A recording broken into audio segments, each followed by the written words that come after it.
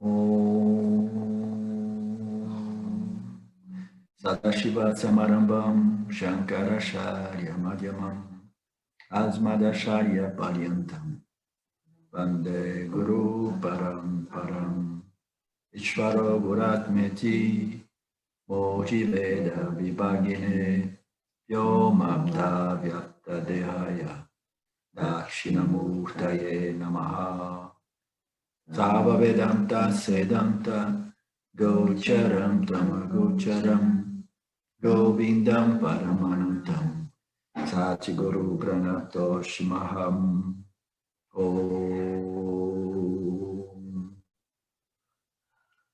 Om Shanti, Shanti Shanti Om, Namastê, bom dia Vedanta Brasil.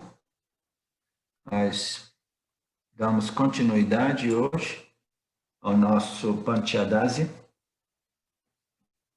capítulo 4, o verso 47 a 51, condensado, né? Diz que uma pessoa sábia que se considera, que sabe que é a consciência ilimitada, né? Porque uma pessoa sábia, ela não está ainda, né, considerando se ela é, se ela não é, não existe mais uma questão de consideração. Uma pessoa sábia é aquela que sabe o que ela é, né? Fundamentalmente, essa é a única sabedoria que pode realmente tornar a pessoa sábia, porque ela soube aquilo que é a essência de tudo que existe no universo. É o único conhecimento que não é sujeito a erro, engano ou correções, ok? Então, ela é dita uma pessoa sábia. Esse conhecimento também tem o poder de purificar a mente, como nós sabemos. As escrituras do Vedanta dizem aqui e ali que não existe purificador mental como o jnana, como o autoconhecimento, como esse conhecimento. Como nós sabemos, a mente se purifica porque no momento que você sabe aquilo que você é, aquelas energias que perturbam, extrovertem a mente, né? ou embotam a mente, ou deprimem a mente, aquelas energias elas são neutralizadas através desta compreensão a respeito da nossa natureza livre, independente, ilimitada e não afetada pela presença ou ausência dos objetos. Então, toda aquela agitação ela é gradualmente resolvida, um monte dela vai ser resolvida imediatamente, instantaneamente, e a pessoa se torna sábia. Isso para ressaltar o que é uma pessoa sábia. Não é uma pessoa que estudou muito, né, que leu muito e que tem conhecimento de diversos setores da ciência, né, contemporânea, não. Essa é uma pessoa culturada, uma pessoa bem informada, bem estudiosa, né? Mas uma pessoa sábia realmente é uma pessoa que possui uma mente naturalmente satívica e com a capacidade, né, de clareza, de percepção e compreensão, até mesmo dos fenômenos que ocorrem em mítia, né? Então, essa sabedoria, ela somente é possível, né? Essa condição mais satívica somente é possível através da compreensão, essa compreensão que neutraliza essas tendências mentais que criam a perturbação e a incapacidade intelectual discriminativa do indivíduo de realmente ser uma pessoa sábia, né? Aqui diz que essa pessoa sábia, ela, sabendo que ela é a consciência ilimitada, ela mantém a mente constantemente firme nessa compreensão. Por quê? Porque esse conhecimento é um conhecimento hard and fast, firme e sólido, sempre presente. Porque é um conhecimento sempre presente, essa pessoa, ela mantém a mente, né, sempre firme nesta compreensão, neste conhecimento. É o conhecimento que não é sujeito a esquecimento. Ele é sempre presente. Mesmo que de vez em quando sejam algumas vássanas que ocorram imediatamente, esse conhecimento, ele recompõe o jnana, de modo que o jnana, de novo, ele estabeleça a sua condição mental mais tamásica, mais clara. Okay? E essa combinação de versos continua dizendo que incomodar a mente com muitas palavras é um desperdício de energia. As escrituras dizem claramente, conheça o ser e desista de falar de outras coisas. Naturalmente, não significa dizer que o Yanni deva se tornar uma pessoa totalmente silenciosa, né? Muito embora existam Yannis cuja natureza seja aquela de falar o mínimo possível, né? Existem pessoas cuja natureza é faladeira, né? A gente diz faladeira, natureza de falar. Aí, se aquela natureza ela persiste depois do autoconhecimento, a pessoa vai ficar falando sobre os ensinamentos das escrituras. Por quê? A pessoa compreendeu que é inútil falar de outras coisas, com exceção, naturalmente, do Champions League, naturalmente, né?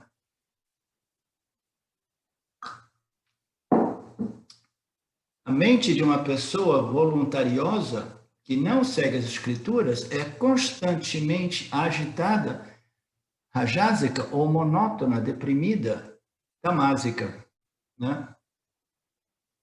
Rajas cria a luxúria ali significa a prosperidade, né? A riqueza, as realizações, os desejos. Mas, juntamente com a prosperidade, ela produz também irritação, raiva, entre outras paixões. Por quê? Porque a gente não consegue sempre obter o que a gente deseja. Então, o processo de obtenção desses objetos, ele já é muito, muito problemático. Na verdade, toda a felicidade que nós obtemos indiretamente através do nosso sucesso em obter ou alcançar o que temos, é uma felicidade defeituosa, com um preço altíssimo ligado a ela. Por quê? Porque, para início de conversa, requer muito esforço, muito trabalho, muito corre-corre, muita competição. Então, já vem com preço, entendeu? Quando você chega lá, você já chega lá, entendeu? Com a camisa toda suada, né? Estressado, e etc, etc. Agitado, a mente já meio comprometida, incapaz de curtir aquele sucesso realmente, entendeu? Então, já tem esse defeito inerente ao objeto. E depois, quando você obtém o seu objeto, você chega lá já com a mente meio perturbada, porque você teve que correr, teve que passar por diversos momentos de frustração, irritação, raiva e desilusão, né? Você foi passando por tudo isso, finalmente você obteve o seu objeto de desejo. Qual é o outro defeito inerente a toda felicidade que depende dos objetos? É que quando você chega lá e obtém o objeto, você tem um outro problema que é agora como mantê-lo. Como mantê-lo é um problema enorme, todo mundo sabe que, entendeu? Você pode ter um sucesso, quando você chega lá em cima, as pessoas de baixo começam a querer te derrubar, puxar a sua perna, dar uma rasteira, né? Te atacar, etc, etc, né? Ou se você é uma pessoa como o Bruno, que encontrou a Fernanda, né? Aí a Fernanda está lá, aí algumas outras pessoas começam a gostar da Fernanda e querer, né, paquerar a Fernanda na frente do Bruno, né? Então, o que acontece? Né? Quando você obtém o que você quer, você sempre tem essa insegurança. Se eu perder o que eu tenho, se eu perder o que eu tive, né? Então, esses defeitos inerentes a esses sucessos, entendeu? Elas fazem de modo que essa felicidade seja por si uma felicidade defeituosa, né? Rajas cria sucesso, mas com sucesso diversas outras condições mentais, tais quais a irritação, raiva, paixões. E Tamas vai criar ainda mais problemas, o que é os devaneios. Devaneios nada mais é do que aquela condição mental, né, estagnante, paralisante, que você fica viajando, imaginando, pensando quanto seria maravilhoso realizar os seus desejos, né? Então, isso é o poder de Tamas que produz essa paralisação e essa condição de delírio mental, que é um modo de a gente extrair um pouco de sucam, um pouco de alegria e felicidade, através dessa imaginação. Se Se eu obtiver, tem pessoas que permanecem paralisadas ali e elas nunca realmente implementam seus esforços para obter realmente, né, uns outros graus de satisfação, todas elas defeituosas, né? Hoje a gente vai ficar martelando em cima desse ponto, parece, né? E todo esse corre-corre nosso para obter essa felicidade indireta através da obtenção ou sucesso na aquisição dos nossos desejos, todas essas felicidades são defeituosas por natureza, né? Então, existem aqueles que falam, não, eu não vou nem sair da cama, eu vou ficar aqui delirando, né, imaginando o meu sucesso. Porque, vocês lembram os ensinamentos do Priya, Moda e Pramoda? Quem que lembra? Priya, Moda e Pramoda. São graus diferentes de felicidade que a mente humana experiencia através da obtenção dos seus objetos de desejo e muitas vezes através da imaginação de como seria a obtenção desses objetos. Então, existe uma graduação dessa felicidade temporária, defeituosa, indireta, independente desse objeto. Existem graduações e essas graduações começam com Priya. Priya é quando você começa a imaginar, eu quero o que eu quero e eu vou ser tão feliz. Então, você começa a delirar, viajar, e a gente começa a experimentar um prazerzinho sem vergonha, né? Totalmente subjetivo, mas ainda assim a gente vai curtindo. Aí finalmente a gente consegue desenvolver um pouco de energia, rajas, para realmente correr atrás do nosso objeto de desejo. Aí, quando a gente começa a trabalhar para obter aquilo, aí a gente chega perto, né? Aí o seu chefe diz assim, olha, eu estou realmente considerando que você é uma pessoa talentosa e muito dedicada, eu vou fazer de você o gerente geral do departamento. Então, o que ocorre? Quando você chega, o gerente diz aquilo, você já experiencia, né, um outro grau de felicidade defeituosa, temporária, indireta, que depende daquele sucesso. Então, você está se aproximando. Você já recebeu uma informação que talvez você seja a pessoa indicada, aí você começa, aquele Priya se transforma em moda, é uma satisfação ainda mais, entendeu? Mais forte, mais presente, mais, né, substancial, né? Então, você está lá assim, aí um dia, depois de semanas e meses, o seu chefe vem e diz assim, olha, sabe o que ocorre? Eu dei esse cargo para o seu amigo João. Né? Então, em vez de você experimentar o pramoda, que é a felicidade defeituosa, temporária, indireta, resultante do seu sucesso, você bateu com a cabeça na parede porque o pramoda não foi dado para você, foi dado para o seu colega. Né?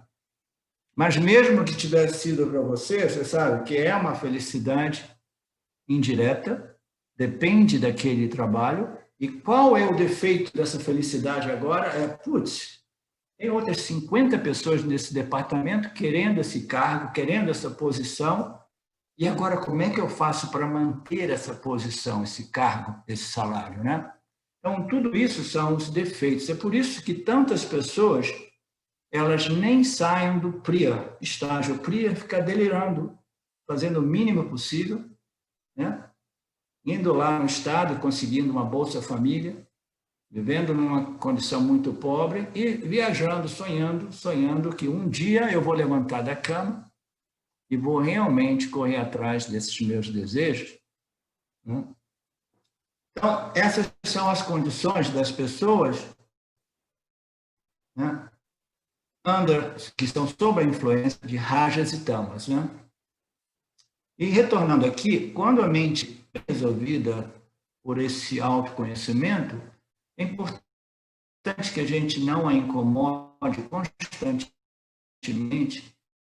com titi absolutamente nisso. É simplesmente uma perturbação mental que fará com que esse ananta natural do autoconhecimento imediatamente seja suprimido. tá? Quando essa perturbação mental vem surgindo, o ananta natural decorrente do autoconhecimento, imediatamente ele começa a diminuir, né? É importante a gente compreender isso e a gente desistir dessas atividades que são desperdícios de energia. Conheça o ser e desista de falar de outras coisas, né? Ou minimize todo esse titi, né? Samsárico. Né? Antes de se iniciar uma investigação sobre a natureza do ser como consciência, né? A natureza de moksha, rajas e tamas precisam ser administradas, gerenciadas adequadamente. Por quê? Porque o equilíbrio mental é um pré-requisito para a investigação. Veja bem, o verso se refere a um equilíbrio mental. Ele não se refere à total remoção de rajas e tamas. Se refere a um equilíbrio mental, tá?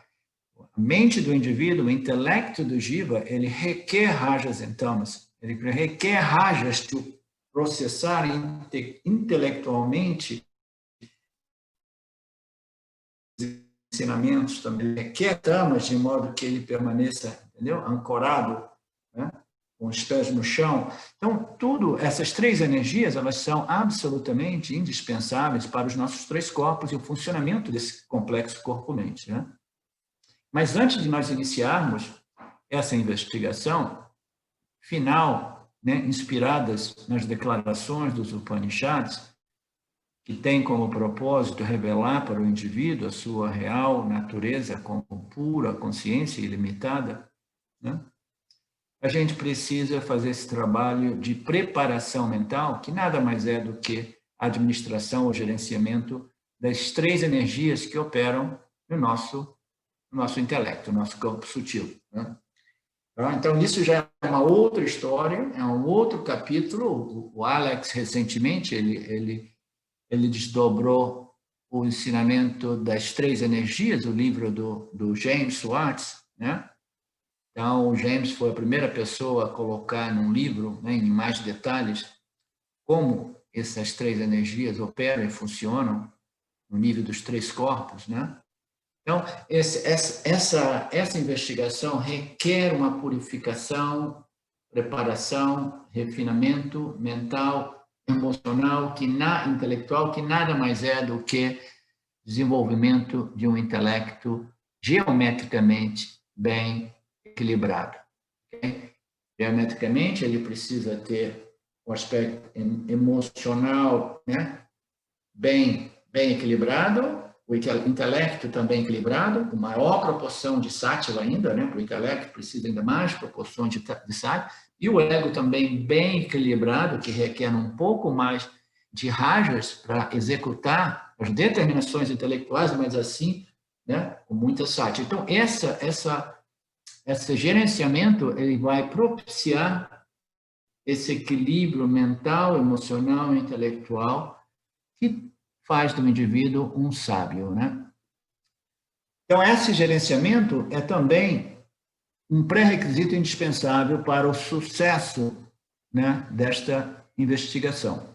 As escrituras dizem que alguém sujeito à paixão por objetos ou sujeitas a essas fantasias, né, que é apresentado aqui como a outra palavra, devaneios. Uma pessoa que tem essa tendência tamásica, né? Rajásica, muitas paixões, muitos desejos, né? Ou tamásicas, muitos devaneios e viagens mentais, né? Fantasias. Essa pessoa, ela não está adequadamente qualificada para moksha, né? Para o autoconhecimento. Alguém de vocês a respeito Eu queria fazer uma pergunta. É isso que você ia falar? A respeito, eu comecei a lembrar desses círculos ditos espirituais, do poder da mente, de mentalização, cocriação. Queria que você falasse um pouco disso, porque acho que encaixa bem aí nisso que nós estamos vendo, né? Você falou sobre cocriação? É que as pessoas ficam nesse devaneio de imaginando que está co-criando, está mentalizando o poder da mente, isso daí. Ah, sim, nesse sentido, sim.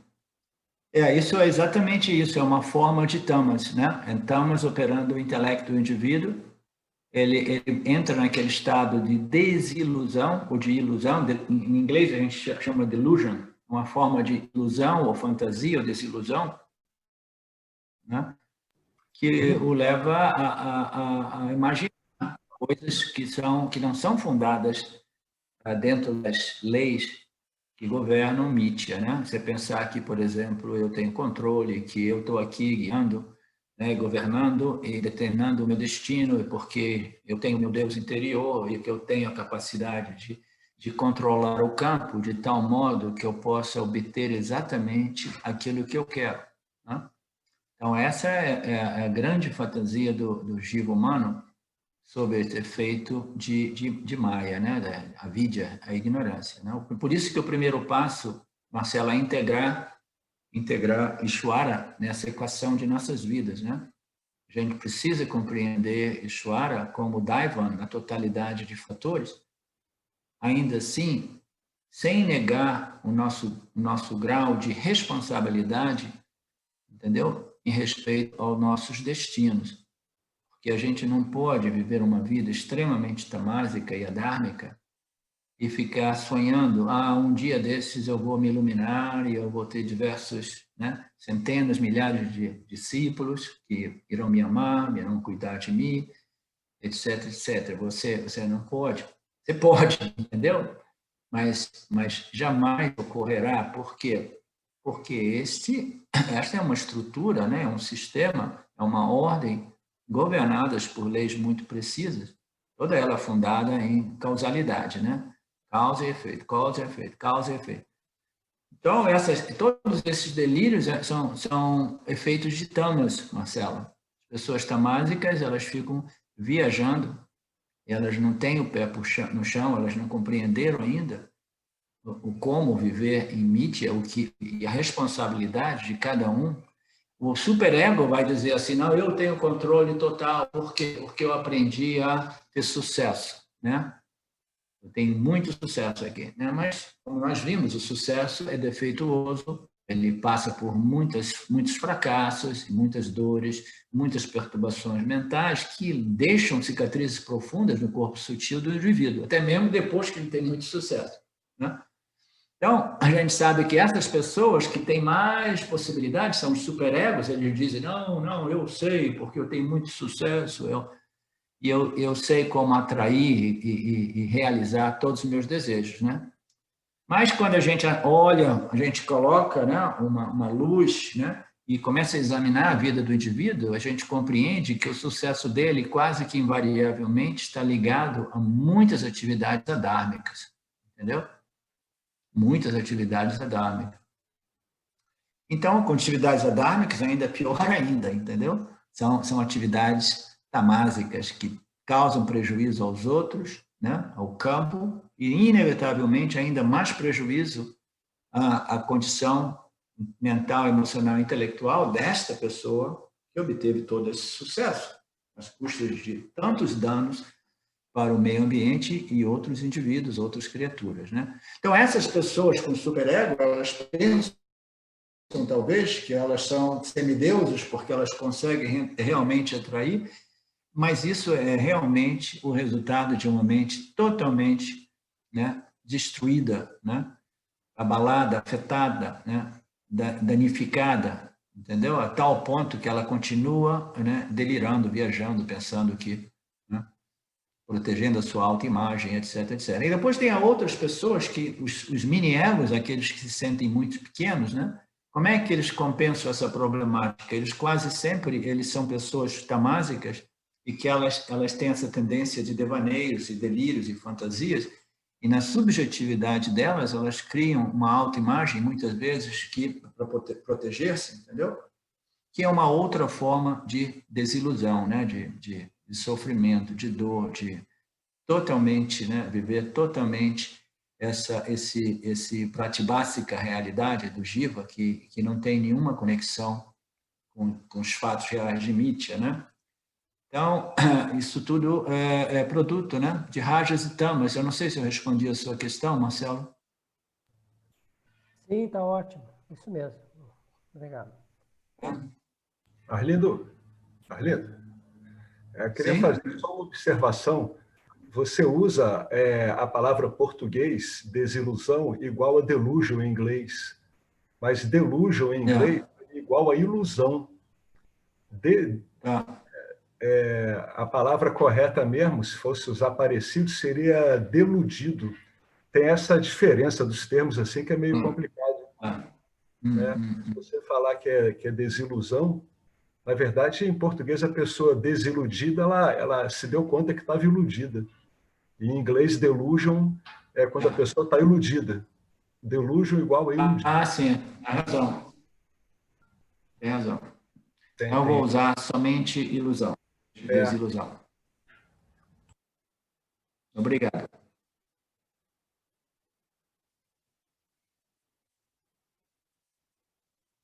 E ninguém tem nenhum problema a respeito do Vedanta declarar em todos os nossos textos a importância do desenvolvimento das qualificações, ou da purificação mental, ou do gerenciamento das 3 energias, ou da cultivação e manutenção de mais sátiva, né?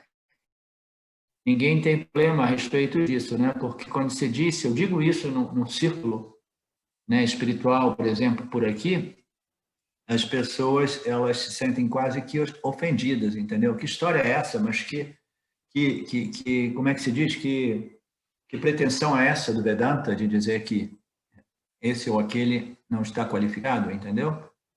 Mas o Vedanta diz isso sem nenhum senso de superioridade ou sem nenhuma conotação de diminuição daqueles que precisam ainda desenvolver mais sátiva, precisam ainda, né, administrar rajas e tamas, né? Então, o Vedanta coloca isso porque Vedanta é realista, né?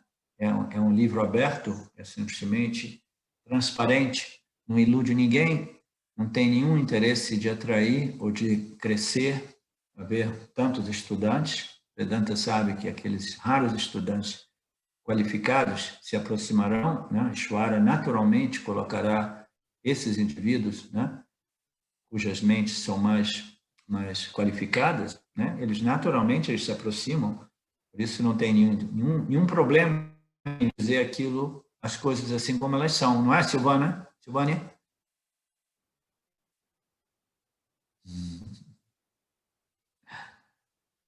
O verso 52 a 54 diz: se você não quer a libertação e você morre com muitos desejos, você pode até mesmo ir para o céu.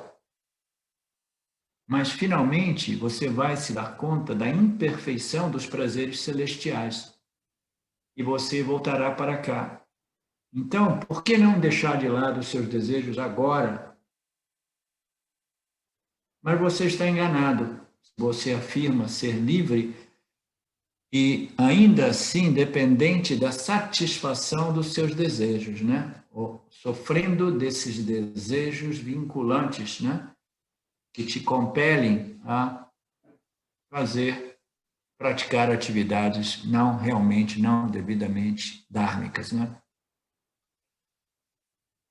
Então, esse é um verso interessante, porque fala sobre o defeito, né? O defeito, a limitação e os defeitos de todos os objetos de experiência e coloca o Punya celestial como um outro tipo de objeto de experiência. Vocês estão acompanhando? O Punya celestial, você deixa o corpo, você é um grande mumukshutva, você é um grande buscador, você é uma pessoa espiritual, você segue Dharma, né? Você está se elevando, crescendo, mas ainda assim você morre com alguns desejos. O que isso significa dizer?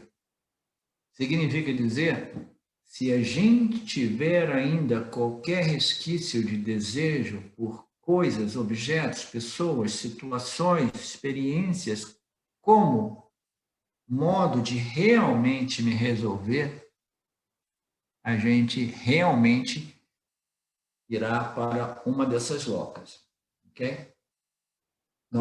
Qual é a outra opção? Aqui está dizendo, se você quer realmente a libertação, você morre antes de se libertar dessa ignorância e dos resquícios de ignorância, esses desejos por coisas como um modo de me resolver, você morre ainda com alguns desejos, você irá para algum lugar, é isso que está dizendo. Você irá para uma dessas locas. Mas nesse caso, como você é um mumukshutva, mas você ainda tem alguns desejos, você irá para uma loca celestial. Né? Aí o cara vai dizer, tudo bem, né? Eu não consegui o céu aqui, mas eu consigo o céu lá. Aí as escrituras voltam e dizem assim, e aí finalmente você vai se dar conta da imperfeição dos objetos de experiências celestiais. Até mesmo o punya celestial é defeituoso, é imperfeito. Você vai lá, você vai curtir os méritos kármicos, seu punya, né? Você vai sonhar, né? Sonhos, entendeu? De glória, sonhos de paz, sonhos de amor, né? Você vai estar vivendo aquela realidade puramente subjetiva, decorrente de uma mente, né? Com grande crédito espiritual kármico, né? Kármico espiritual. Mas, finalmente, quando você estiver curtindo esses prazeres celestiais, você se dará conta da imperfeição e limitação até mesmo de punya espiritual. Por quê? Porque aquele punya gradualmente se esgota, imítya, nada é eterno, nada é livre dessa constante modificação, até mesmo nessas dimensões sutis. Quando você vai para uma dessas locas, você vai curtir, aí gradualmente você vai exaurindo, esgotando os seus méritos kármicos, os seus punyas espirituais. Aí o que ocorre? Ocorre que a sua mente começa a se modificar, né? E aí quando você vê aquela mente que estava curtindo a plenitude e a paz, entendeu? Do amor, da divindade, da luz e dos seres semideuses celestiais, aquela mente começa a crescer com aqueles desejos que ainda sobreviveram àquele processo de elevação espiritual. Aqueles desejos, eles vão brotando na mente e são os desejos que compelem a alma individual a tornarem essa dimensão encarnada para dar continuidade a esse processo kármico. Então, você, no final das contas, você vai se dar conta que os prazeres espirituais, entendeu? Eles vão desaparecendo na medida que aqueles desejos que sobreviveram ao seu processo de crescimento espiritual, eles começam a surgir no seu intelecto, eles começam a perturbar, né? O seu punya, o seu estado de bem-aventurança celestial. Aí, quando você vê aqueles desejos, vão te impulsionar tiranicamente a um outro útero materno. Você voltará para cá. Então, já que você sabe disso, por que não deixar de lado os seus desejos aqui e agora? Agora que você desenvolveu Shraddha nas escrituras, agora que você conheceu, né, essas diferentes locas, essa condição chamada, né, a realidade pratibásica do Jiva, que é puramente subjetiva, né? Agora que você compreende isso, você sabe que não tem nenhuma saída que não seja a total remoção de desejos, desses desejos por coisas, pessoas, circunstâncias, experiências, que realmente eu acredito que estejam faltando na minha vida, de modo que eu possa realmente dizer, agora eu me sinto completo, né? Isso é o que nós podemos chamar de resquícios de ignorância, entendeu? Que nos trazem de volta, de novo e de novo. Compreendendo todo esse mecanismo, né? Por que não deixar de lado esses resquícios de ignorância aqui e agora, né? Dar continuação a esse processo, mesmo após o autorreconhecimento, mesmo após a compreensão daquilo que você é, que é a natureza de tudo e de todo, você continua fazendo esse trabalho extremamente sutil, extremamente pessoal, entendeu? De observação desses movimentos de rajos e tamas, entendeu? E a sucessiva neutralização através do seu nididhyasana, que é a aplicação constante desses conhecimentos. Eu sou cheio, inteiro, completo, infinitamente não limitado, e nenhum desses objetos, experiências, podem realmente me atrair, permanecer vinculado. Eu conheço, eu sei, isso é resquício de avidya, resquício de ignorância, né? E aí esses versos continuam dizendo, mas você estaria enganado se você afirma para você mesmo, não tem problema, eu sou o Mahatma, eu sou um Jnana, eu sou livre, eu possuo moksha, e ainda assim você depende da satisfação dos seus desejos. Isso é uma coisa que ocorre muito comum, pessoas que sabem até mesmo o que elas são, quem elas são, elas desfrutam de um certo ananta, né? Um certo ananta, um senso de ilimitação, de paz, mas ainda assim, eles querem, né, o autoconhecimento, eles querem esse Jnana-phala, os frutos do autoconhecimento, que é essa sensação de paz, sabedoria e ilimitação. Eles querem isso, mas ao mesmo tempo eles querem o quê? Mas eu quero satisfazer os meus desejos, meus desejinhos sansáricos que ainda estão aqui. Eu quero poder, eu quero fama, eu quero dinheiro, eu quero favores de todos os tipos, eu quero a devoção dos meus amigos, Eles querem os dois mundos, o mundo da ignorância e o mundo da sabedoria. Entendeu? Você está enganado se você se imagina livre e ainda assim depende da satisfação dos seus desejos. Né? Muito forte, né? O Vedanta é realmente, essa é uma palavra espiritual que eu gosto de dizer, o Vedanta é foda. Foda é uma palavra que deve entrar no dicionário espiritual, né? Porque é muito adequada. Né? Professor,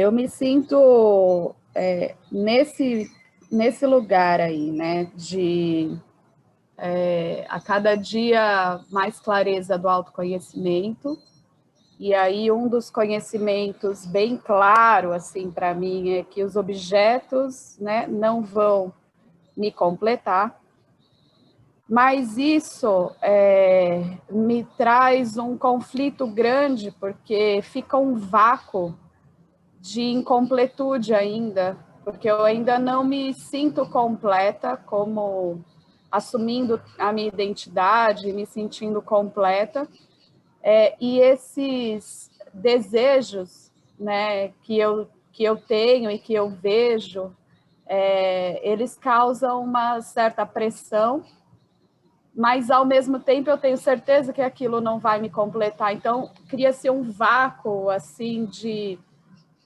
caramba, como eu saio desse vácuo? O vácuo no sentido de me sentir completa, entendeu? Já sabendo que eu sou completa. Ainda não assumi isso, e os objetos já não faz tanto sentido, mas aí então parece um abismo aí no meio, entendeu? De um vácuo, que é justamente, acho que isso que está sendo falado, né? Eu ainda preciso satisfazer os meus desejos para ter uma certa sensação de completude, e que eu sei que não é dali. Então, fica um pouco essa faca aí de dois gumes. Isso é muito natural, Betânia, isso é parte do processo, entendeu? O importante é que o indivíduo, quando nós chegamos a esse ponto, a esse estágio, entendeu? A maioria das pessoas, elas abandonam o processo de investigação quando elas não desenvolveram Shraddha suficiente, a confiança de que as escrituras realmente têm o potencial de nos revelar a nossa plenitude. A plenitude sua, ela é um fato. Mas, como você disse, você não aceitou ainda totalmente, né? A sua mente desenvolveu já uma certa confiança nas declarações dos Upanishads, que estabelecem sua identidade e natureza como a consciência plena. Você já aceitou, mas você não aceitou completamente. Existem dúvidas, suspeitas, entendeu? Que ainda estão minando a frutificação desse conhecimento, ou a aceitação sua, da sua plenitude. Então, quando a gente se sente meia plena, por quê? Porque a gente não aceitou integralmente, entendeu? Essas declarações upanishádicas, e a gente não aceitou ainda, porque a gente precisa ainda de mais Shravana e Manana, refletir até que essas dúvidas, essas suspeitas, entendeu? Essas vozes que dizem, não é possível, mas não é bem assim, eu não posso dizer realmente que eu sou plena por isso. Então, todas as dúvidas a respeito da minha identidade, essas ignorâncias que dizem, yes, tudo bem, ok, eu sou a consciência, mas eu também sou o Jiva, entendeu? E como o Jiva, e blá, blá, blá, blá, blá, blá, blá, blá, blá. Então, todas essas coisas, essas resistências, né, que nos impedem realmente de abraçar esse fato que é a minha plenitude como consciência, entendeu? Eles precisam continuar a ser trabalhados. Então, o que acontece? Quando o indivíduo ele chega nesse ponto que ele começa a compreender a limitação e os defeitos de todos os objetos, quando ele desenvolve essa clara convicção de que os objetos são defeituosos e que jamais vão resolver o meu problema, e se eles não desenvolverem uma confiança nas escrituras sólida, entendeu?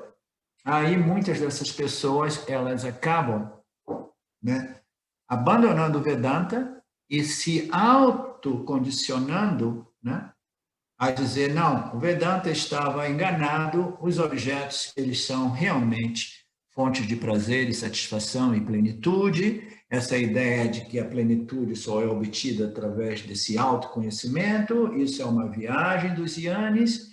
Na verdade, a plenitude somente pode ser obtida através dos objetos. Essas vozes existem dentro da mente de quase todos, minando, entendeu? A frutificação do nosso autoconhecimento, né? Então, se o indivíduo ele tiver chegado naquele ponto onde ele vê que os objetos não resolvem e, ao mesmo tempo, eles ainda não desenvolveram essa confiança total nos ensinamentos dos Upanishads, aí ele fica numa situação, né?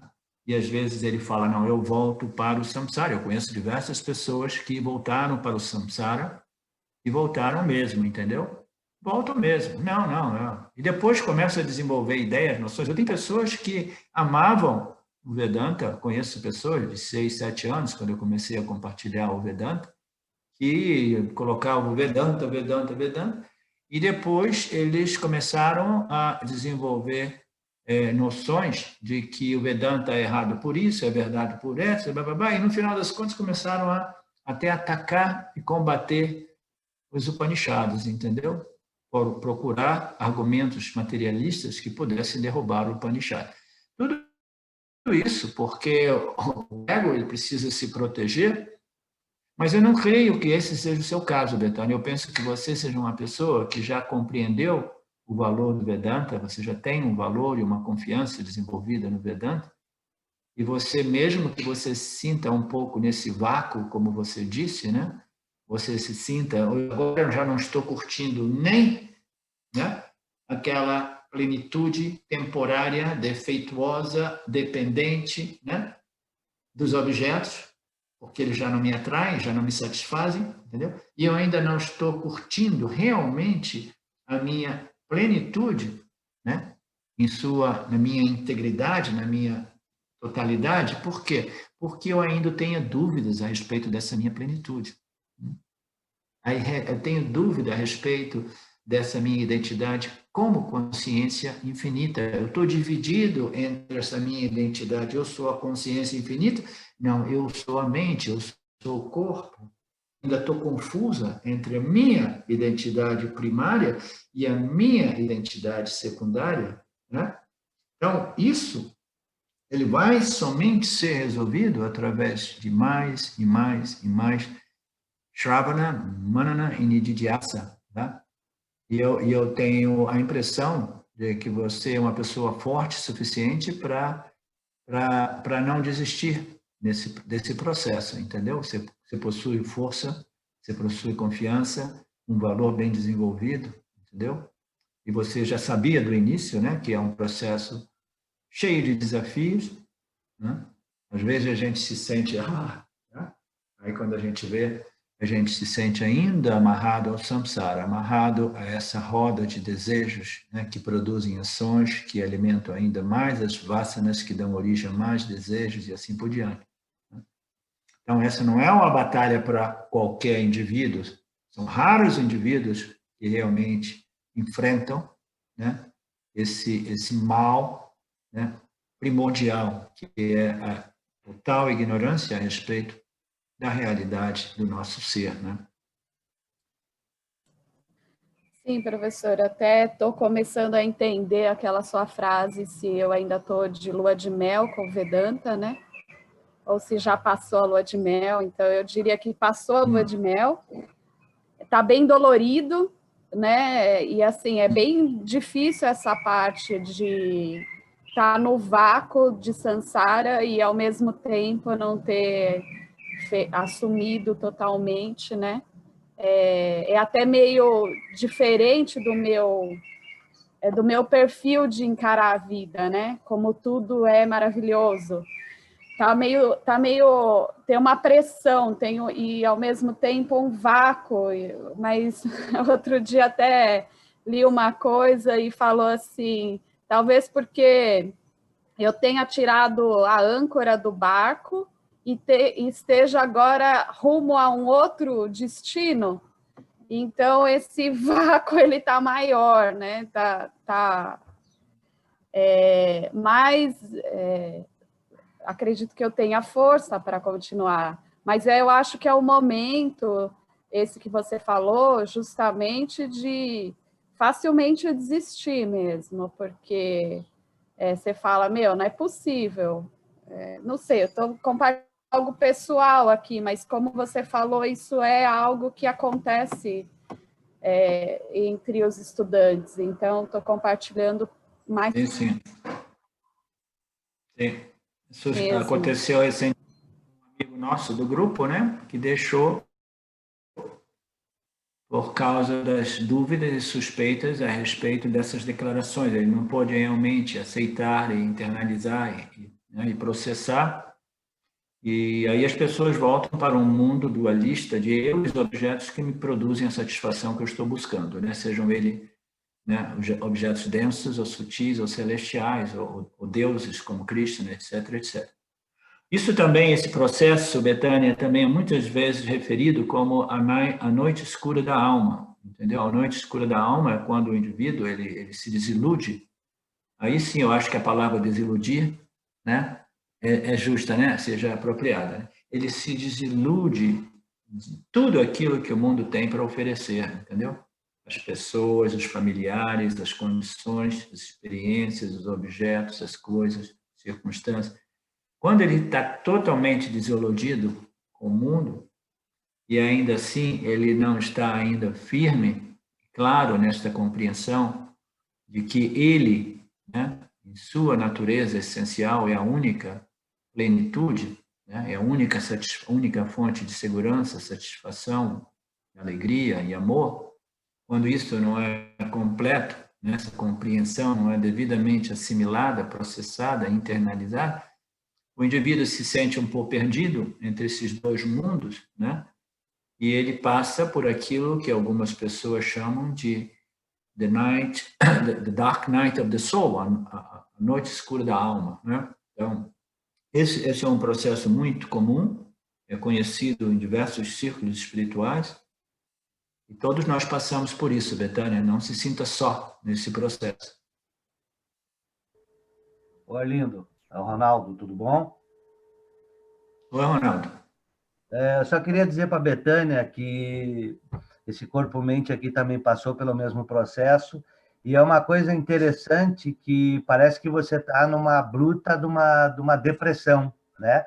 Porque o que acontece? Você está assimilando o conhecimento e, ao mesmo tempo, você quer descansar nisso, mas o mundo continua te puxando para você fazer as suas atividades. Ou seja, você tem que trabalhar, você tem que fazer isso, tem que fazer aquilo, e você quer descansar nisso. Mas o mundo, Mitya, como não para, né? É um ciclo contínuo, ele fica te puxando para as coisas, e aí começa a surgir um conflito.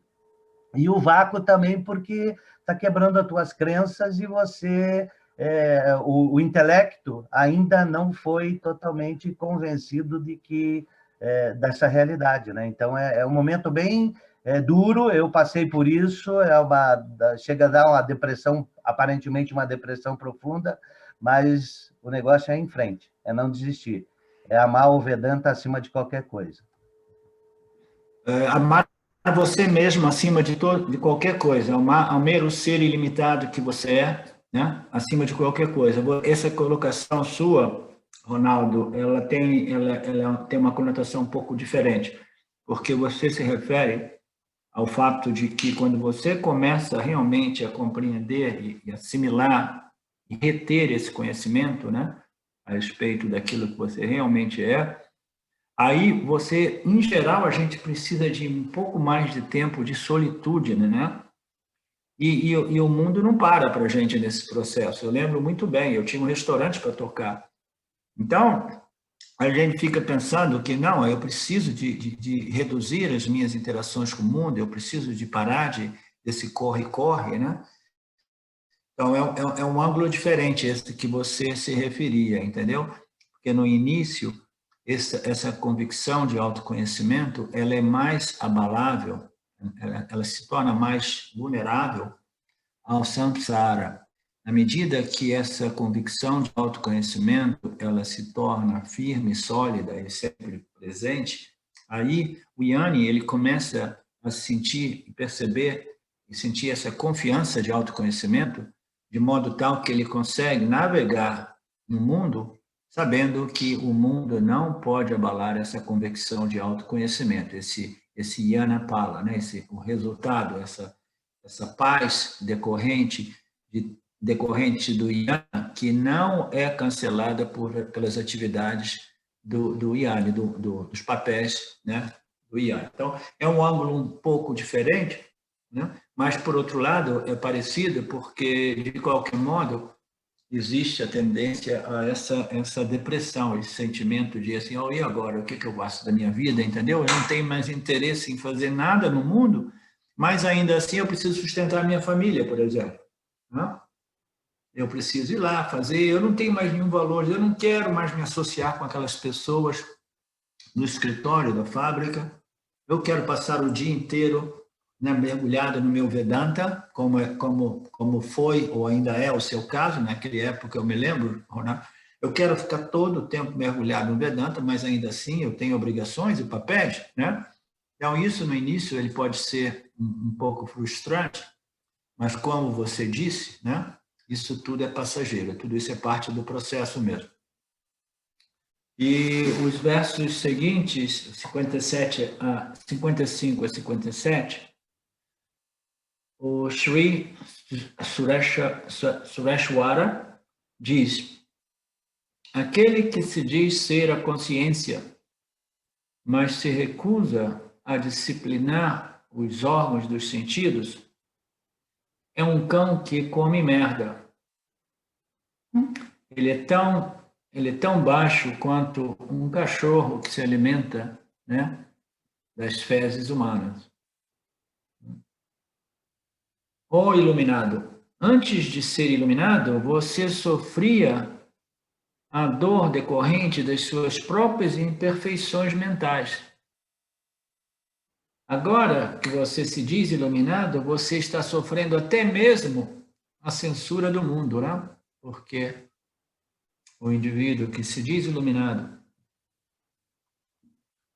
e que age, né?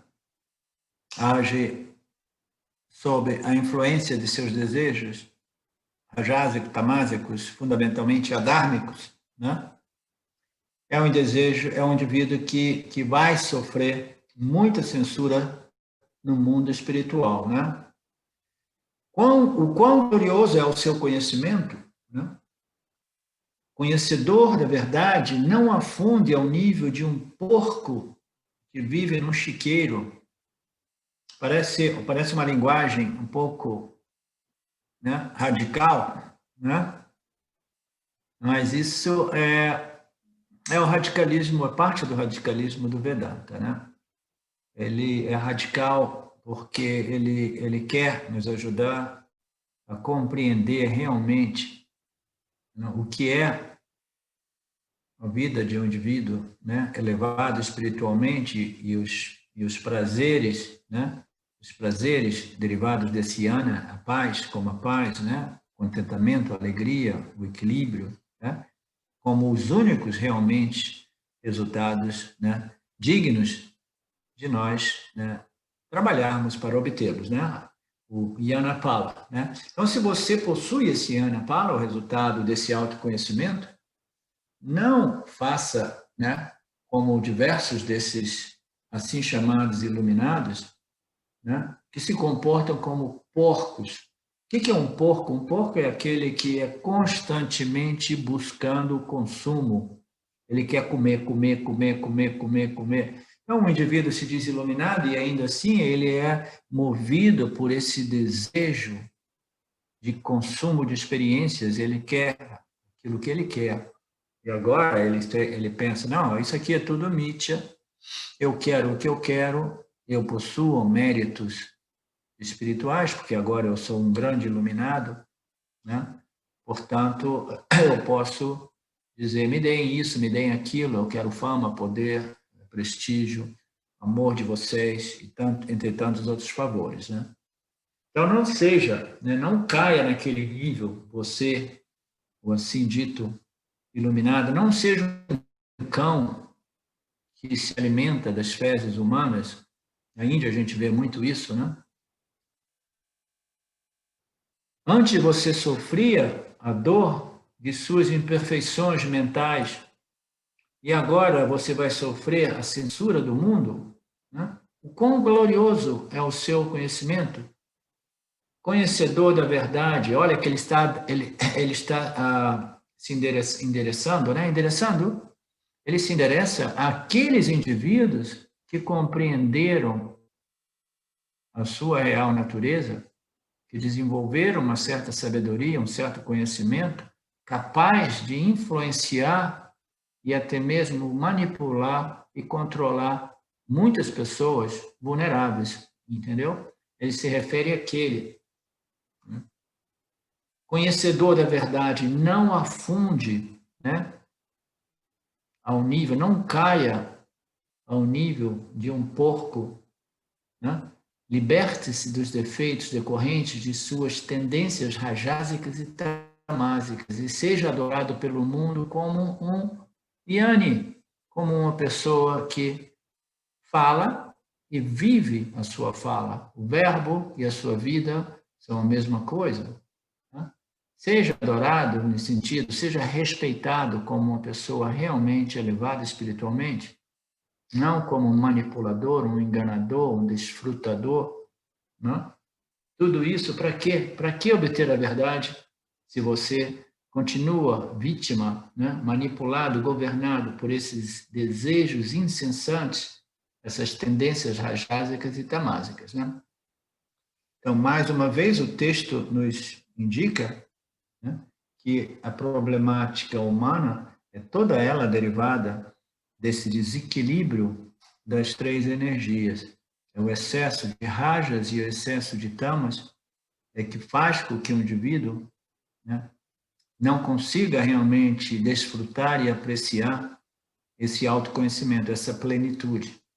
E esses rajas e tamas, de novo, irá compelir esse indivíduo, mesmo que ele tenha tido né, um autorreconhecimento, irá compelir esse indivíduo a quebrar, violar o Dharma universal do campo, e no final das contas, né, eles fazem o quê? Eles criam, eles desenvolvem, eles produzem uma reputação negativa para os ianes, para dentro do mundo espiritual. Né? Você já deve ter ouvido muitas pessoas dizer: a espiritualidade, eu conheço esses caras de barba branca, eles são charlatão.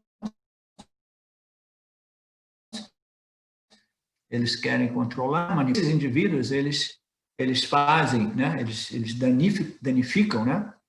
A reputação desses ensinamentos. Né? Então, eles precisam ser realmente expostos. E, em geral, o Ishvara, né, mais cedo ou mais tarde, acaba expondo eles. Mas é sempre um problema, toda vez que esses caras muito famosos caem de um pedestal, eles criam ainda mais dúvida e desilusão na mente dos buscadores. Os buscadores diziam: putz, grila, o mundo dos objetos de samsara realmente não é realmente frustrante, porque eu não consigo ser feliz correndo atrás dos objetos. Eu pensava que agora eu pudesse encontrar a iluminação através desse guru famoso, e agora ele cai do pedestal e coisas são expostas. Isso cria, naturalmente, uma desilusão muito grande nas pessoas. Né? Eu conheço pessoas que foram associadas com determinados professores ou gurus que sofreram um baque muito grande quando eles descobriram realmente o outro lado, né, da moeda, né, quando o véu foi removido, eles viram: nossa, eu estive sendo manipulado, controlado, humilhado, explorado durante 15, 10, 30 anos. Né? Então, isso às vezes causa um trauma, né, muito profundo na mente de pessoas. Eu conheci diversas que passaram por experiências muito difíceis por muito tempo. E depois, essa depressão, literalmente um choque, uma depressão, que uma pessoa diz assim: eu não quero saber mais de nenhum ensinamento espiritual. Aqui tem um comentário que diz: a disciplina fica de olho no desejo. Isso não significa negação completa dos impulsos dos desejos, apenas o gerenciamento inteligente dos desejos. Essa disciplina, ela serve ao propósito não de suprimir e reprimir os desejos. Entendeu? Existem desejos, como o Lord Krishna coloca para Arjuna, numa passagem do Gita. Ele diz: eu sou o desejo. Quando Arjuna começou a questionar essa história do desejo, ele falou: eu sou o desejo em não violação do Dharma. Eu sou o desejo em total harmonia com o Dharma. O meu desejo é para o benefício de tudo e de todos. Né? Então, existem desejos que são nobres. Então, o gerenciamento desses desejos é que os meus desejos sejam satívicos, sejam dármicos, sejam desejos de benefício para o campo como um todo, entendeu? E se os meus desejos forem dessa latitude, né, desse calibre, então eles são desejos que servem para promover ainda mais a nossa elevação espiritual. Então, o desejo não é um problema. Um outro aspecto desse desejo satívico, dármico, é que ele também não deve ser vinculante. Pode ser um desejo extremamente satívico, extremamente dármico, para o benefício do todo, entendeu?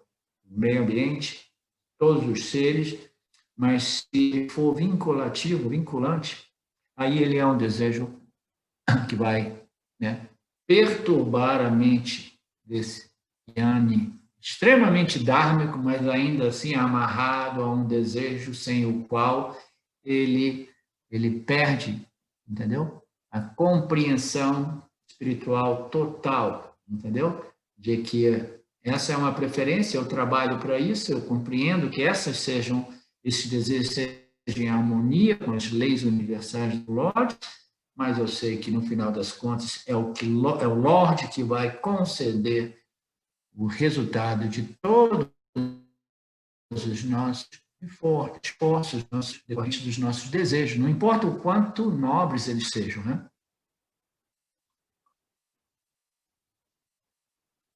Este verso também é direcionado àqueles gurus que se aproveitam de seu autoconhecimento para manipular, controlar, explorar e, naturalmente, enriquecer, né? E satisfazer os seus desejos de fama, poder, entre tantos outros. Após o autoconhecimento, essas tendências samsáricas devem ser monitoradas, disciplinadas, e elas gradualmente se dissolvem sob a luz desse autoconhecimento. Conhecimento a respeito da plenitude do ser que nós somos, conhecimento a respeito de nitya e da limitação de todos os objetos de desejo. Então, essa compreensão total, global, Satya de Mithya, daquilo que é a única fonte de plenitude, de satisfação, de alegria, de paz, de contentamento, e a compreensão dos defeitos, compreensão desse mecanismo qual, né, permite que algumas tendências, né, resíduos de avidya, de ignorância, ainda operem na mente, mas essa disciplina, esse autoconhecimento, permite ao indivíduo de monitorar, né, e administrar essas energias. E gradualmente elas vão dissipando à medida que elas aparecem sob a luz desse autoconhecimento, desse conhecimento védico, né?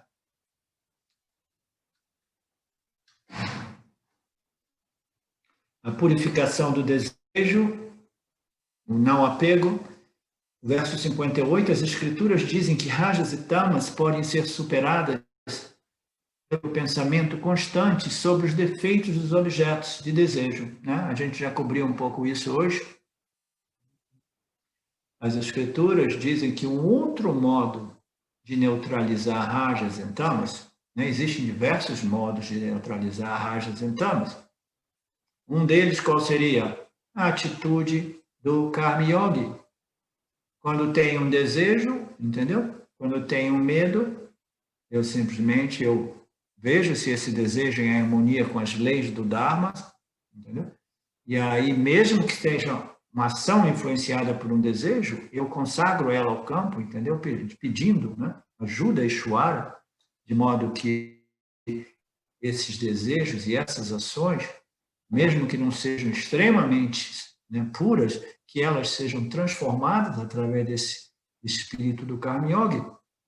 Entendeu? Então, existem modos e modos e modos, entre eles a compreensão e a constante nididhyasana de que eu sou inteiro, completo e infinitamente não limitado, eu sou a consciência. Portanto, essa clareza, essa firmeza de sadhana, entendeu? Vai naturalmente neutralizando rajas e tamas, porque rajas e tamas, elas são fundadas naquelas noções equivocadas de que eu sou corpo-mente insuficiente, inadequado, ilimitado, e eu preciso fazer alguma coisa para resolver esse problema. Existem diversos modos, entre eles os ensinamentos que vão evidenciando os defeitos e limitações dessa felicidade obtida através dos objetos, né? Então, existem diversos modos da gente gerenciar rajas e tamas e gradualmente, né, convertê-los em sattva, né? As escrituras dizem que rajas e tamas, elas podem ser transformadas, convertidas ou transcendidas ou superadas quando nós pensamos constantemente nos defeitos dos objetos de desejo, quando a gente contempla constantemente sobre a nossa natureza como a única plenitude, a única fonte realmente de satisfação e amor, né? Quando a gente compreende, entendeu? Que todo esse sistema de desejos, vasanas e ações, etc., é parte de um sistema chamado Ishvara, o Lorde desse universo aparente. E as nossas ações começam a ser dedicadas com esse espírito de oração e de dedicação, né, e de consagração, harmonizando as mesmas o máximo possível com as leis do Lorde Ishvara. Conquiste as paixões e seja feliz. Conquiste a paixão por objetos através do conhecimento. Esse é o único modo de realmente neutralizar esses desejos. Mas é muito, muito, muito eficaz compreender os defeitos né, e limitações de todos os objetos de desejo. Aí o verso 59, se alguém quiser dizer alguma coisa, fique à vontade de me interromper. O verso 59, ele diz, mas qual é o mal da fantasia? Né? O objetor diz, mas qual é o mal da fantasia? Você está falando de rajas e tamas. Eu compreendo que rajas talvez seja um problema, porque, entendeu?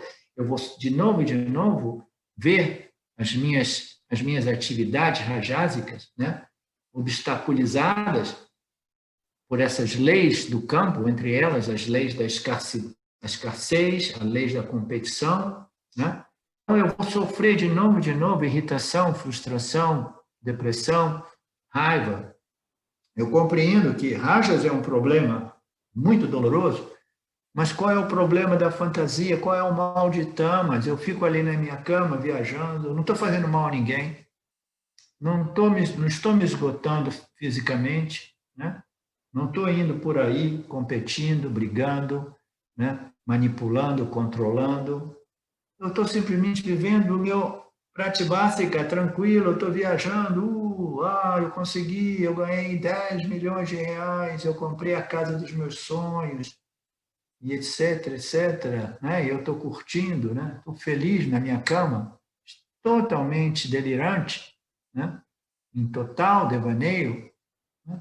Qual é o problema dessa fantasia? Qual é o mal da fantasia? Vocês do Vedanta, vocês são cheios de coisas, né? Vocês não aceitam quase nada da natureza humana, nem mesmo a minha habilidade de extrair, né, sukham, prazer, né, subjetivo através dessas fantasias. E qual é o problema dessa fantasia? O problema dessa fantasia é que ela causa uma inércia, uma paralisação no indivíduo, né, que é a condição psicológica humana mais difícil, entendeu? Porque quando, à medida que o indivíduo ele vai se acostumando, vai criando aquele ambiente tamásico no qual ele não faz nada, e ele constantemente fica viajando que está tudo bem, está tudo bem, está tudo bem, amanhã vai ser melhor, amanhã vai ser melhor, amanhã vai ser melhor, ele vai acumulando um monte de indigestão kármica, coisas que ele precisava ter feito, que não fez, dívidas que se amontou, as louças da cozinha que já estão espalhadas pelo chão, né? Sujeira de toda parte, né? Contas que não foram pagas. Então, ele vai acumulando essa indigestão kármica, né? Que é realmente conducente a uma condição de total destruição da mente do indivíduo, né? Então, o problema da fantasia, o problema do devaneio é que o indivíduo, mais cedo ou mais tarde, ele vive atolado nessas tamas e encontra conflitos muito grandes. Você lembra que a ação, ela produz um resultado da ação. Ações extremamente rajásicas, elas produzem resultados, às vezes uma felicidade temporária, e, às vezes, muita irritação, frustração e raiva, quando os nossos desejos são obstruídos, né? Mas existe também os resultados da não ação. Assim, o quê? Se eu não ajo, não existe resultado de ação. Mas existe também o resultado da inação, porque a inação é uma forma de determinação, uma forma de discriminação, é uma forma de ação intelectual que diz eu não vou fazer nada. E não fazer nada também tem o seu resultado, a sua consequência, né? Então, é uma forma de ação, determinação intelectual de eu não faço nada. Então, o problema da omissão é que a gente também paga um preço muito elevado pela omissão. Então, os tamásicos, eles pensam, não, eu não quero entrar nesse mundo dos rajas, porque eu vou ter que lidar com os resultados das minhas ações. O Bhagavad Gita diz, se alguém reside mentalmente em um objeto de desejo, ele ou ela se tornará apegado a ele.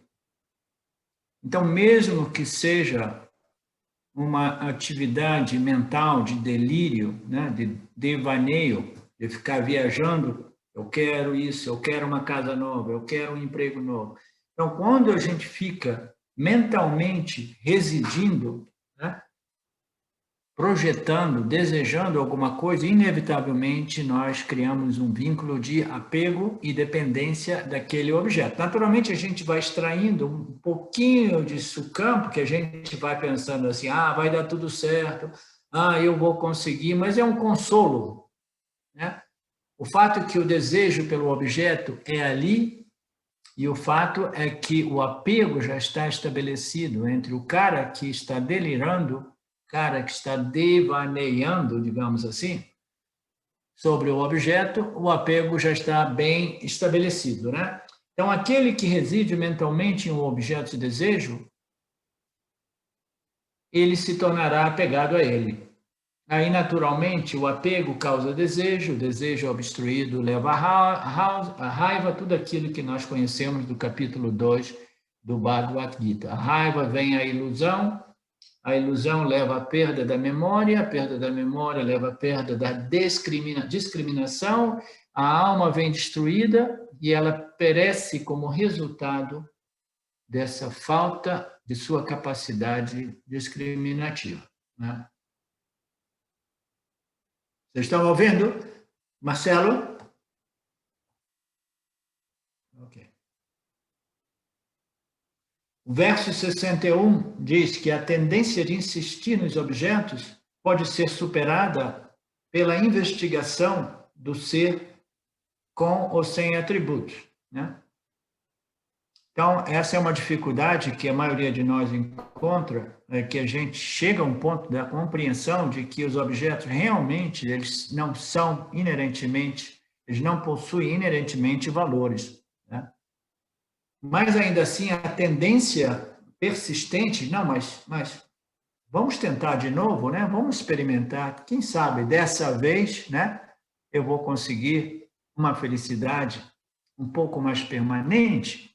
Aí, de repente, um pouco de impermanência aqui, de felicidade, eu posso juntando esses pedacinhos de felicidade, né, e encontrar uma situação que eu possa dizer, tudo bem, eu vou ficar satisfeito com essas felicidadezinhas passageiras, dependentes dos objetos, né?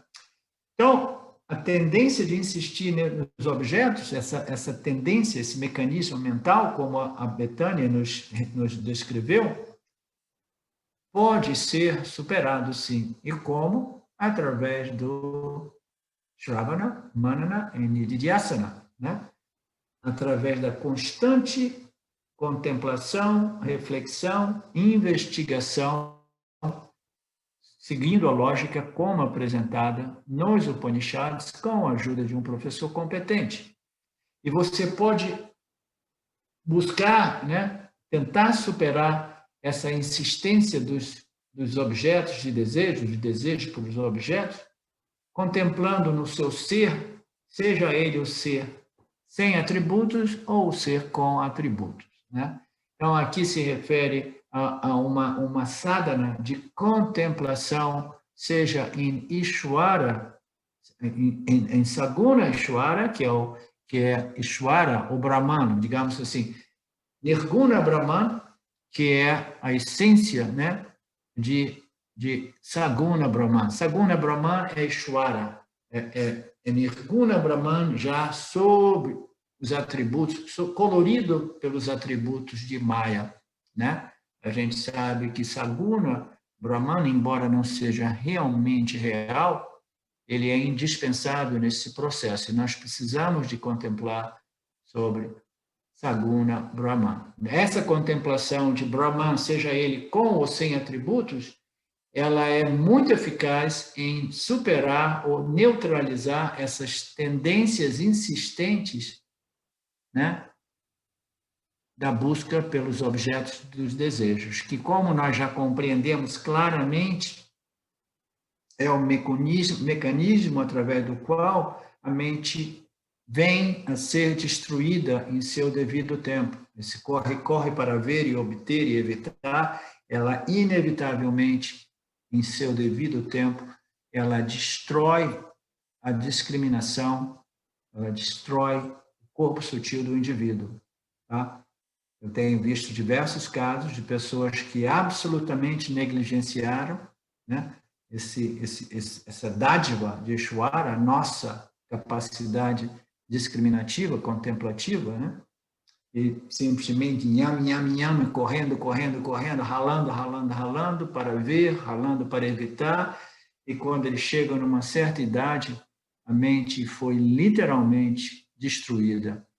Eu, quando resolvi vender o nosso restaurante nos Estados Unidos, eu resolvi fazer isso, apesar da insegurança econômica derivada daquela decisão, né? Eu decidi fazer isso porque eu tinha compreendido o valor da minha mente, o valor do meu corpo físico, e eu sabia que aquela condição extremamente ajásica, estressante, iria, né, acabar destruindo esse complexo corpo-mente. Nós precisamos compreender, né? Compreender. A compreensão é tudo, né?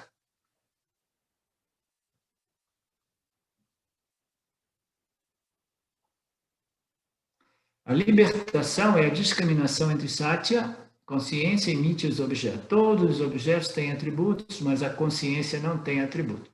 O verso 62 a 63, aquele que entende que ele é a consciência, ele deve viver, ou ela deve viver em solitude, e purificar a mente aplicando constantemente o autoconhecimento, até que a mente se mantenha silenciosa. Seria silenciosa, Alex? Ou silente? Existe essa palavra, silente? Sim, quer dizer uma mente quieta, que não fala.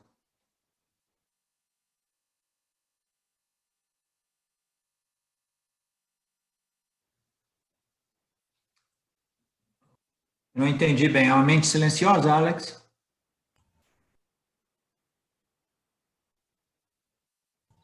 Sim, sim, é isso mesmo. Ok. Então, aquele que entende Aham Brahmasmi, eu sou a consciência infinitamente não limitada, né? Aquilo que jamais se modifica, aquilo que não é sujeito à temporalidade, quando eu sei que da minha eternidade, né, como Satchitananda, ele deve viver em solitude. O que significa solitude? E purificar a mente, né, através dessa constante aplicação do conhecimento na minha mente.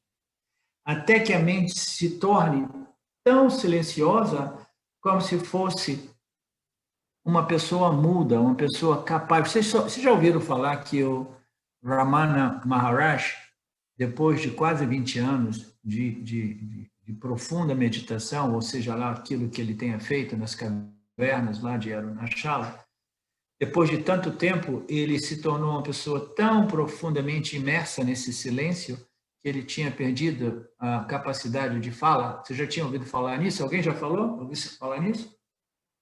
Eu já. Ele demorou a voltar a falar, ele só se comunicava por bilhetes no começo. Então, o indivíduo, ele imerso, entendeu? Nesse silêncio profundo, né? Seja ele um yoga, seja ele um yani, ou um yani yogi, ok? É um yoga, um yogi é um yani. Aquele indivíduo, naquela imersão total, livre de todos os papéis sociais, livre de todas as interações com o mundo, entendeu? É um estilo de vida. Esse é um outro argumento interessante, entendeu? O yani que é um yogi e o yani que não é um yogi, entende? O yani que é um householder, aquele que continua ativo no mundo, né? Até mesmo ativo com atividades extremamente religiosas e espirituais, como foi o caso do Swami Shimayananda, né? Trabalhava 15, 18 horas por dia, né, em torno ao Vedanta. Né? Então, qual é o yani? O yani melhor, não existe melhor ou pior. Existem duas naturezas do Yanapala. Né? Uma é uma natureza ativa e uma é uma natureza extremamente contemplativa. Né? Então, ele permanece constantemente, né, imerso nesse silêncio que é afogado nesse autoconhecimento. Não é um silêncio que remove o intelecto, é um silêncio que é afogado dentro desse intelecto extremamente satívico que não perde a sua capacidade discriminativa, né? Ele não vem anestesiado, ele não vem suspenso, né? Então, ele permanece lá até que a mente se torne tão silenciosa que ele não veja mais nenhum motivo de falar. Então, essa mente silenciosa. Esse é um verso interessante, porque está tocando no assunto de solitude. E essa solitude é uma palavra que quase ninguém no Ocidente gosta, né? Eu não quero viver uma vida em solitude, entendeu? Numa caverna, numa montanha, num acha, sem falar com as pessoas, entendeu? Ou na floresta, constantemente fazendo meu nididhyasana. Não, eu quero fazer o meu nididhyasana, mas eu sou uma pessoa do mundo, eu sou uma pessoa habituada, né, a interagir com o campo, né? Então, essa solitude, né, é uma solitude que deve ser compreendida, primeiro, dentro do contexto de quem escreveu esse texto, né? Vidyaranya, quando escreveu esse texto, ele escreveu dentro do contexto daquilo que era o estilo de vida das pessoas espirituais 700 anos atrás, né? Não existia muita ainda possibilidade de estilos de vidas puramente contemplativos, porque a necessidade de ação, né, não era uma exigência como é nos dias de hoje, né? Então, aquela pessoa vivendo em solitude significa uma pessoa que permanece sempre engajada nesse nididhyasana, até mesmo durante as necessidades que são necessárias para a sua subsistência, tá? Então, os nossos papéis sociais e os nossos papéis como provedores, aqueles trabalhos que a gente faz para prover, né, o pão nosso de cada dia e dos nossos familiares, essas atividades, elas podem e devem continuar para o householder, as pessoas do mundo, mas a mente do indivíduo, dentro do possível, ela precisa estar totalmente livre, entendeu? Dessas atividades desnecessárias e mesmo através das necessidades, das atividades indispensáveis, ela deve manter esse fundo de contemplação, agindo, sabendo que tudo isso é parte dessa ordem de realidade aparente e a única realidade é a luz da consciência, isso que revela, né, e que experiencia todo esse dinamismo do campo, né? Então, aquele que entende que ele, ela é a consciência, ele vive nesse estado interior, né, de solitude. E esse estado, essa sadhana, essa nididhyasana serve o propósito de purificar ainda mais a sua mente, porque ela vai ficar imersa nesse constante contemplação, né, a respeito da minha natureza como Brahman. Até o quê? Até que a mente se mantenha silenciosa. Então, a mente silenciosa, ela precisa ser compreendida porque uma mente silenciosa é realmente uma mente que produz o sukha, né? O contentamento, a alegria mais elevada que existe, né? Que é shanti, que é paz, né?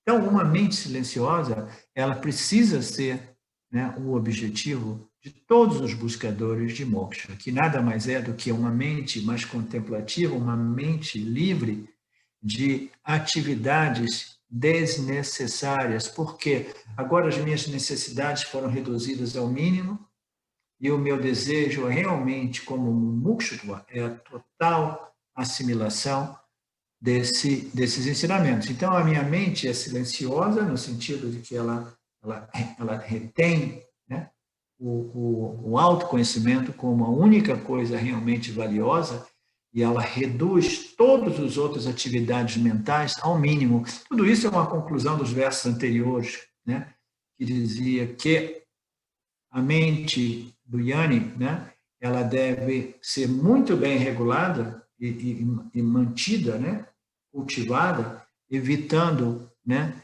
muitas atividades desnecessárias, né? Ficar falando de tititi, de fofocas, dessas coisas todas. Né?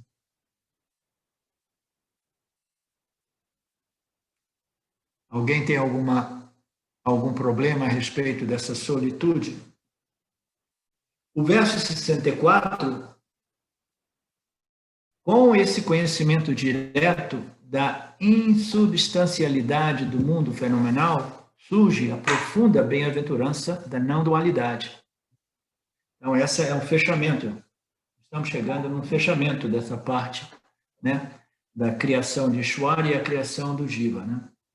Com esse conhecimento direto e imediato, né, como nós sabemos, o autoconhecimento é um conhecimento direto e imediato, não é um conhecimento puramente acadêmico ou informativo, né, ou indireto, é um conhecimento a respeito da natureza desse conhecedor, ou assim chamado o intelecto do Jiva humano, né? Então, com o conhecimento direto, o conhecimento da real natureza desse buscador do conhecimento, né, seja ele qual for, com esse conhecimento direto da insubstancialidade do mundo. Quando a gente tem conhecimento a respeito da nossa natureza limitada, esse conhecimento é um conhecimento totalmente vinculado com o conhecimento da insubstancialidade de Mithya, de tudo que existe em Mithya, né?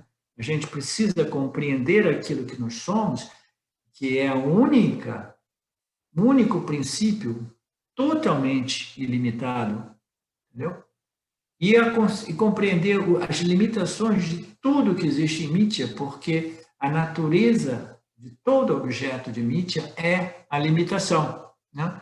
E a insubstancialidade, porque aí é uma investigação ainda mais profunda que vai provar para o indivíduo que todos os objetos de Mithya são meras aparências que ocorrem dentro da consciência, que é o único fator real, né? Que é a única realidade. Então, o único aspecto substancial, a substância de tudo é essa consciência, e tudo aquilo que aparece dentro dessa consciência não possui realidade, substancialidade efetiva, real, absoluta. A única substancialidade, realidade absoluta é a consciência do observador, do experienciador. Então, com esse conhecimento direto daquilo que eu sou, que é vinculado à compreensão direta da insubstancialidade de todos os objetos fenomenais, surge uma profunda bem-aventurança. Essa profunda bem-aventurança é chamada Jnanapala. É o resultado dessa investigação, uma profunda, estável satisfação, né? Bem-aventurança, que é decorrente da compreensão da natureza não dual do ser que todos somos, né? O ser não dual, né? Às vezes, porém, a realização da insubstancialidade do mundo dá origem a uma experiência deprimente do vazio, porque o conhecedor do vazio, o qual é a própria plenitude, não é levado em consideração. Olha para Betânia, né? Isso aqui é uma resposta para Betânia, eu não sabia que estava vindo isso aqui.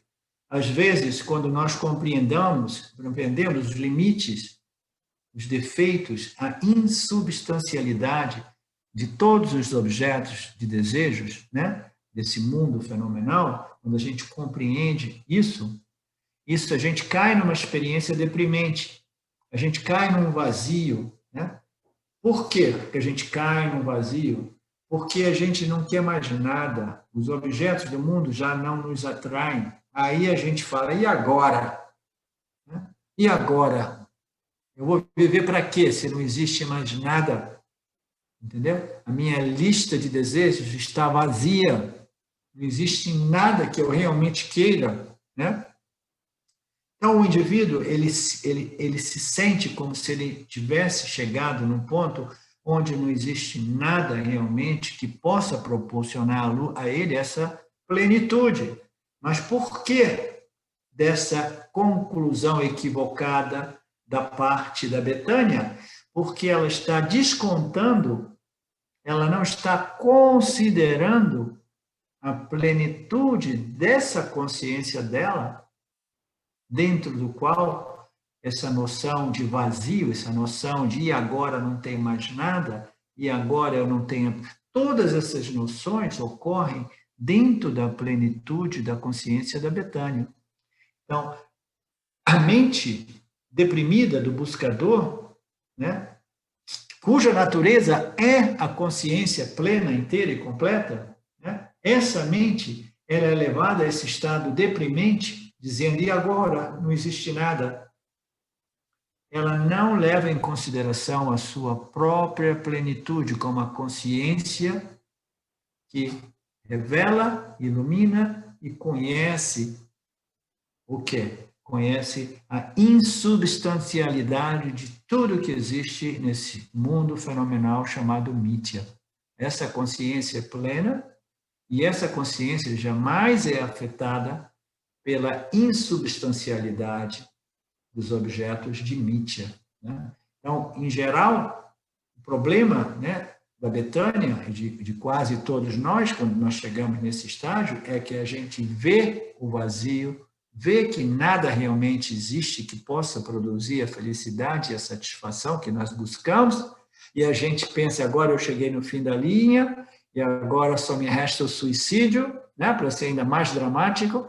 Né? Por quê? Porque a gente não está levando em conta a plenitude da consciência que está iluminando e conhecendo esse, assim dito, vazio, né? Que produz um estado de depressão na mente, mas a mente que é realmente, em sua natureza, a própria consciência plena. Né? Então, de novo, a gente precisa, né, em todas as circunstâncias, a gente tem que ver se existe o vazio, se existe uma sensação de vácuo, de depressão, tudo isso ocorre dentro da minha plenitude como consciência. Até mesmo a minha mente deprimida ocorre dentro da minha plenitude como consciência.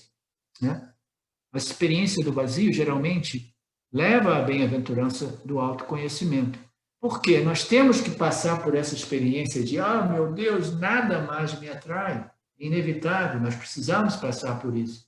Então, essa experiência do vácuo, do vazio, geralmente nos leva a essa bem-aventurança, a esse auto-reconhecimento.